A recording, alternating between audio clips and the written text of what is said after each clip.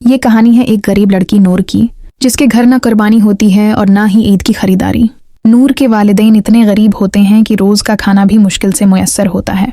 ईद जैसे मौके पर जब सब बच्चे खुश होते हैं, नए कपड़े पहनते हैं और जानवरों के साथ खेलते हैं, नूर अदास गलियों में तन्हा चलती है।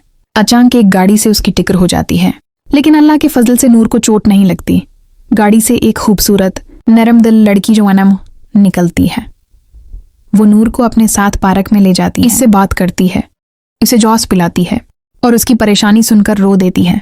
अनम नूर को अपनी गाड़ी में शॉपिंग मॉल ले जाती है, उसे नए कपड़े, जूते और ईद के थाइफ दिलवाती है। फिर वो नूर को घर छोड़कर अपने माशरे और मोहल्ले में लोगों से अपील करती है कि अगर तुम चाहते हो कि तुम्हारी कुर्बानी कबूल हो तो उसका गोश्त इन घरों तक पहुंचाओ जहां कुर्बानी नहीं होती। गरीबों को याद रखना ही कुर्बानी की असल रूह है। अनम की बात का सब पर असर होता है और ईद के दिन नूर के घर गोश्त भर आता है। वो भी बाकी बच्चों की तरह ईद मनाती है, अच्छा खाना खाती है और खुश होती है। ईद सिर्फ गोश्त खाने या नए कपड़े पहनने का नाम नहीं, बल्कि ईद असल में उनके चेहरों पर खुशियां लाने का नाम है जो इनसे महरूम हैं। कुर्बानी का गोश्त बांटना सिर्फ फर्ज नहीं, बल्कि एक एहसास है। आएं इस ईद पर किसी नूर को ना भूलें।